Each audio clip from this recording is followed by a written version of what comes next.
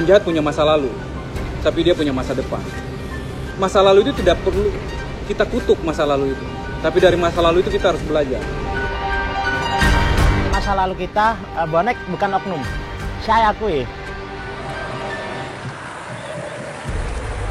Karena Surabaya itu kota pahlawan. Kota pahlawan dengan simbol keberaniannya. Arek Surabaya yang serba berani melawan waktu menjajah dulu. Sekarang dia jawatakan dengan boneknya melawan ketidakadilan oleh federasi. Dan pertanyaan lanjutannya adalah, apakah anak-anak Surabaya sudah pasti bonek? Atau apakah bonek sudah pasti isinya hanya anak-anak Surabaya toh? Salam satu nyali, Wani.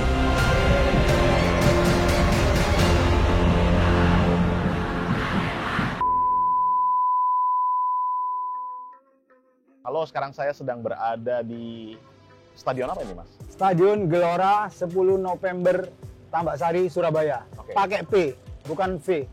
Kenapa pakai P? Waktu itu karena namanya 10 November dan itu tidak harus akan- diganti Oh. November. Oke. Gitu. Udah Ya. Indonesia lah.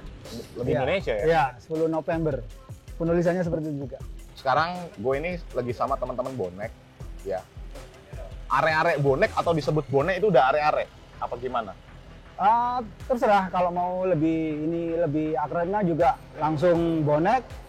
Lebih ininya juga promonya arek-arek bonek juga enggak apa-apa. Kalau Surabaya cak. Cak. Oke. Nah, yang menarik dari bonek katanya, nah ini coba kita konfirmasi ya, bahwa di sini tidak ada kepengurusan, nggak ada ketua, nggak ada wakil, atau gimana, Mas?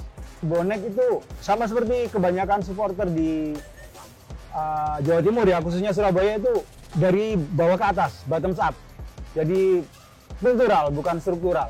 Seleksi alam. Jadi tiap-tiap kampung siapa yang dituakan itu akan bergabung dengan yang dituakan di kampung lain, yang biasanya akan dimintain pendapat, keputusan segala macam itu.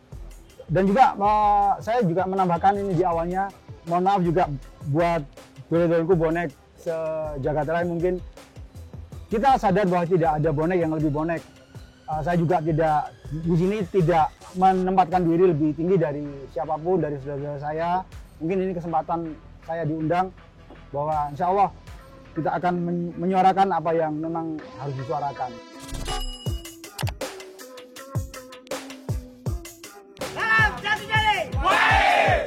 Ini menjadi menarik karena fakta di lapangan, meskipun tidak ada kepengurusan, bonek itu sangat terorganisir dalam setiap gerakannya, dalam setiap mobilitasnya. Pertanyaannya bagaimana bonek-bonek bisa terorganisir tanpa organisasi? Oke, mungkin saya menambahkan di beberapa tahun terakhir ini ada ini koordinator tribun. Koordinatornya hanya mengakomodir teman-teman yang ada di filmnya masing-masing. Jadi biarpun nggak ada struktural secara pakem, tapi mereka tahu bahwa pengkoordinasian ini sangat penting. Artinya masalah tiketnya, masalah scan-nya, masalah duduknya, masalah kreativitasnya itu. Walaupun itu tanpa struktural, itu yang ada secara alami di bonek itu sendiri. Sama dengan apa yang terjadi tahun perjuangan 45. Bung Tomo itu bukan seorang leader, tapi dia bisa mempersatukan. Itu ya sebagai contohnya itu. Memang semangat itu dibawa dari Mungkin semangatnya udah arek-arek Surabaya ya, itu ciri khasnya. Gak usah ono pimpinan tapi ono sing merasa dipersatukan.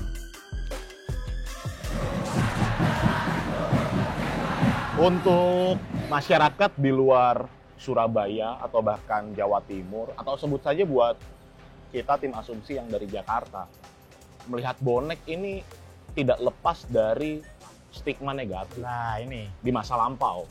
Entah saat ini, mungkin teman-teman bonek bisa cerita, kenapa hal tersebut selalu melekat dengan identitasnya bonek? Ini ya, penjahat punya masa lalu, tapi dia punya masa depan. Jadi kita masa lalu itu tidak perlu kita kutuk masa lalu itu, tapi dari masa lalu itu kita harus belajar. Tan Malaka itu bilang, terbentur, dan terbentuk. Mungkin dengan proses yang seperti itu, kita akhirnya bisa lebih dewasa, bisa lebih kuat kesulitan itu. Masa lalu kita, bonek bukan oknum. saya akui itu dari saudara kita, dari keluarga kita masih ada, walaupun kita berusaha untuk merangkul gimana caranya jadi supporter. Kita mendukung Persebaya itu untuk selamanya, bukan Persebaya itu segalanya. Bagi kami Persebaya itu sampai mati. Kalau kita mati besok buat apa kan gitu. Akhirnya siapa yang mendukung kita? Persebaya itu selamanya, bukan segalanya. Apa ini? Persebaya sampai kiamat. Persebaya sampai kiamat. Kalau Persebaya sampai mati, kita sudah mati, sudah bukan Persebaya. Kalau sampai kiamat, tuntas sudah mati. Kalau belum kiamat, mati Persebaya.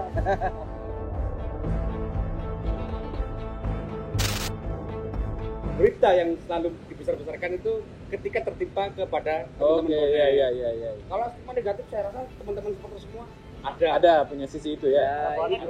Ibaratnya bonek ini bad news, good news bagi media. Tapi oke. Seperti kata pepatah itu, hidup adalah perjuangan tanpa henti.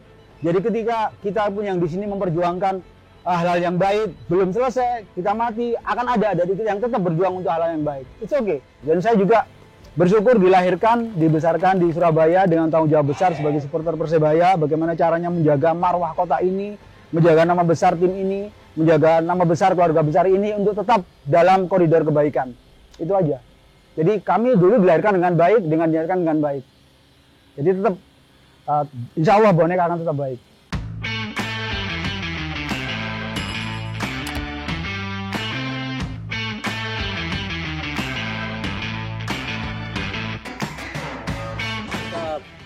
Awal-awal pandemi saat banyak orang bersembunyi di dalam rumah karena takut dengan virus, bonek turun ke jalan, kampanyekan aksi 1 juta masker.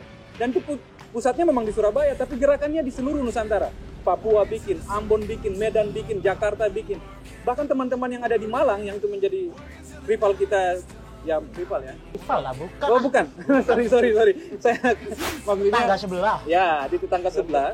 Itu juga melakukan hal yang sama. Nah, itu bagi-bagi masker juga.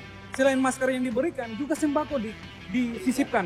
Jadi kita itu bagi masker, sisipannya sembako. Karena apa? Kita ingin menyelamatkan mereka, tidak hanya kesehatan, tapi juga perut mereka juga harus diselamatkan. Dan teman-teman itu tidak hanya fokus di Surabaya. Di seberang sana pun di malam hari saat negara tidur, tidak peduli dengan rakyatnya, seolah-olah seperti itu. Teman-teman itu datang bawa sembako, ketemu dengan tukang becak, dikasih. Itu di tanah rival sekalipun teman-teman lakukan. Rival, bukan rival. Oke, sorry. Ya di kota yang 83 kilo. yang sangat silau melihat warna hijau lah. Kira-kira seperti itu. Kalau bicara kemanusiaan, bonek itu dengan sendirinya mereka tergugah dan inisiatif untuk melakukan satu pergerakan. Garda terdepan lah. Karena terdepan. contoh terbaru lah. Baru bencana alam Di mana? longsor di Batu. Itu saat ini masih belum ditutup Donasinya. donasi untuk ke bencana longsor di Batu. Sebagai bentuk kemanusiaan bahwa dalam sepak bola yang lebih tinggi adalah kemanusiaan. Yang katanya Pak Alek tadi itu silau melihat warna hijau, tapi kita tetap memberikan bantuan untuk datang ke sana, teman-teman.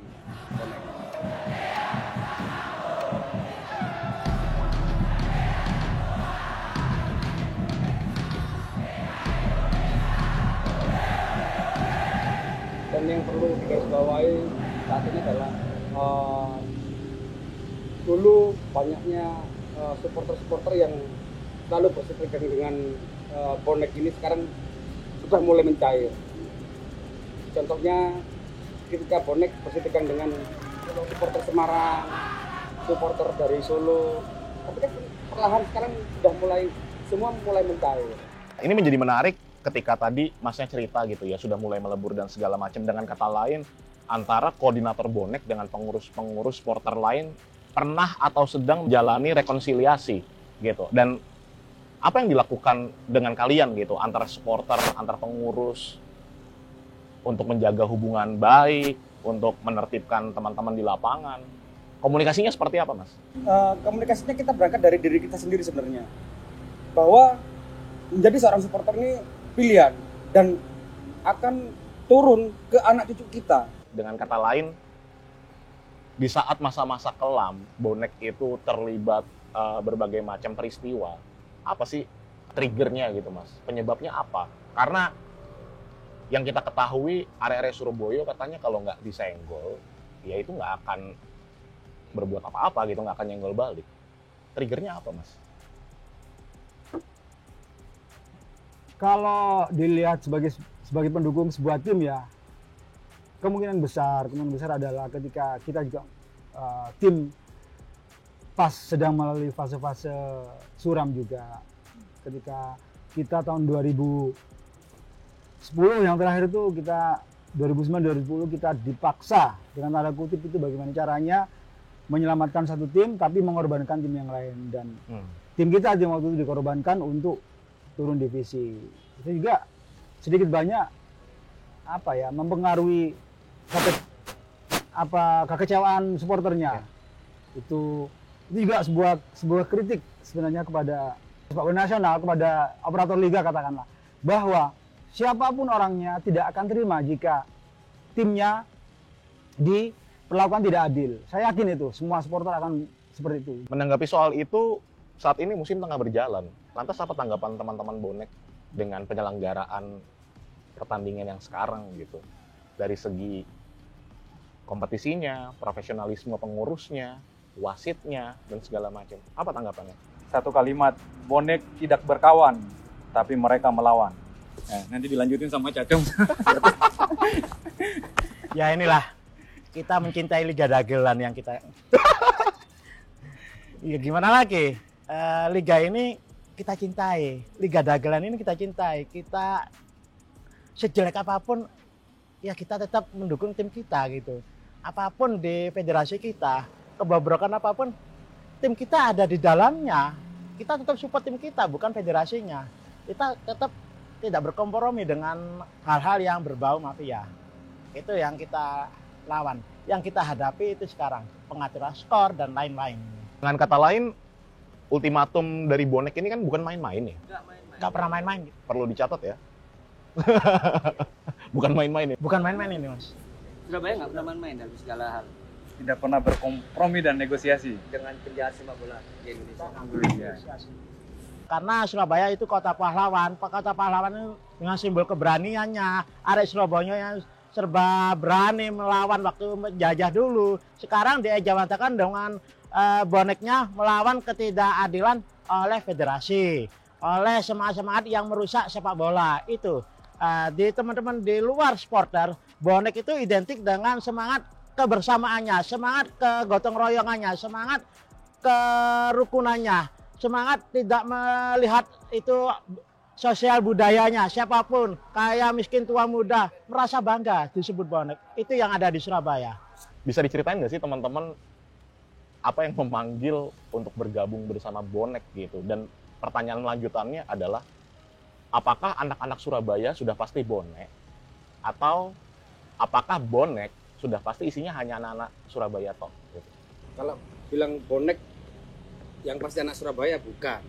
Bahwa bonek itu bukan Arek Surabaya aja, dan Arek Surabaya sudah pasti bonek ya. Oke. Tapi gini, Surabaya itu kan miniaturnya Indonesia.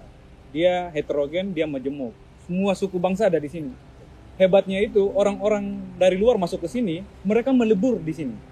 Kalau di kota-kota lain, ya mungkin ada yang ya berkelompok sendiri. Kalau di sini melebur. Jadi kita itu akan temukan Tribun Kidul misalnya, itu ada orang-orang dari Batak gabung di situ, orang Manado, Ambon gabung di situ. Di Greenwood juga sama. Pengurus-pengurusnya itu juga orang dari berbagai macam, multikultur lah.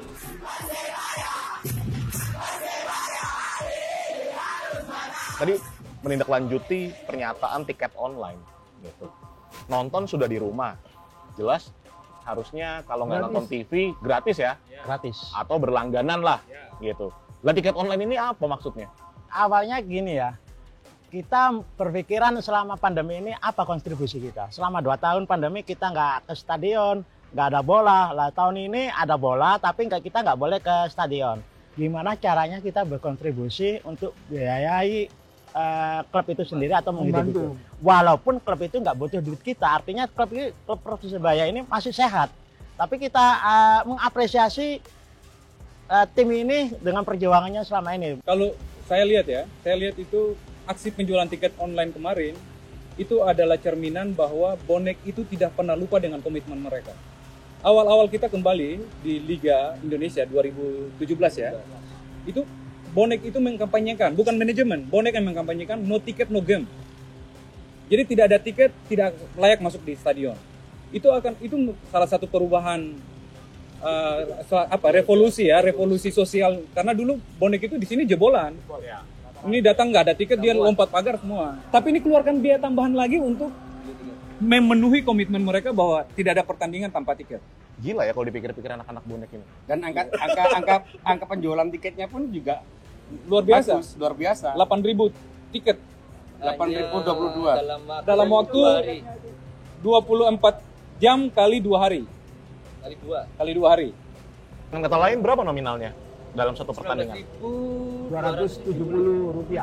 Dikalikan 8.000. Jadi dipaskan dengan kelahiran Persebaya. Persebaya kan lahirnya tahun 1927. 154 jutaan. 154 juta. satu pertandingan. Satu pertandingan. Meskipun manajemen tidak pernah Meminta? tersebut bahwa mereka butuh uang. Enggak. Malah awalnya mereka menolak. Oke. Tapi ini untuk tim. Ini untuk pemain. Kita mengapresiasi perjuangan pemain di lapangan. Gitu. Kita sebagai pemain ke-12 yang selayaknya untuk mensupport, kita apresiasi semangat mereka. Itu seperti Catulus bilang bahwa supporter itu kan, bonek itu benar-benar memaksimalkan fungsi kontrolnya dia. Betul. Saat kamu jelek ya kita akan teriak kamu jelek, saat kamu bagus kita akan berikan tepukan.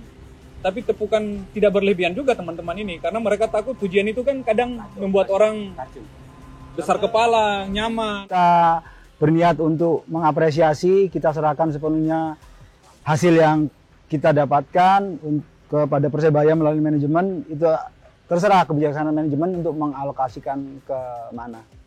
Itu jadi sudah terserah manajemen. Niatan kami adalah untuk Persebaya.